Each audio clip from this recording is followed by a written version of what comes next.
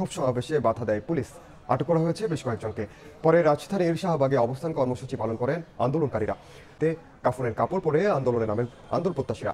রাজধানীর রাজু ভাস্কর্যের সামনে থেকে মিছিল নিয়ে তারা শাহবাগ মোড়ে অবস্থান নিলে পুলিশ ছত্রভঙ্গ করে দেয়। আবারও বিএমপিদের উপর অত্যাচার শুরু হয়ে গিয়েছে। বিএমপিদের উপর বিনা কারণে হামলা শুরু করে দিয়েছে আওয়ামী লীগের পুলিশ বাহিনীরা।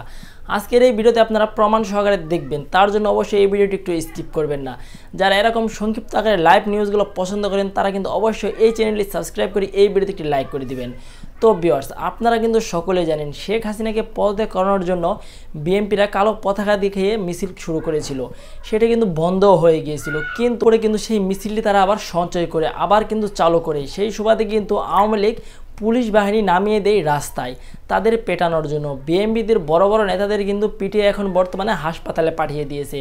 আপনারা এই জিনিসগুলো কেমন চোখে দেখেছেন? শুধু তাই নয়, এবার কিন্তু গদি নড়তে পারে শেখ হাসিনার, কারণ এই খবর যদি চলে যায় যুক্তরাষ্ট্র বা বিভিন্ন আদার্স কান্ট্রিতে, তাহলে কিন্তু শেখ হাসিনার এখন অনেক চাপের মুখে পড়তে হবে। শেখ হাসিনা কেন এই কাজটি করছে? বিএমপিরা কি এই বাংলাদেশে স্বাধীনভাবে চলতে পারবে না? আপনাদের কাছে আমার দাবি রইল, আপনারা অবশ্যই কমেন্ট বক্সে বলে যাবেন।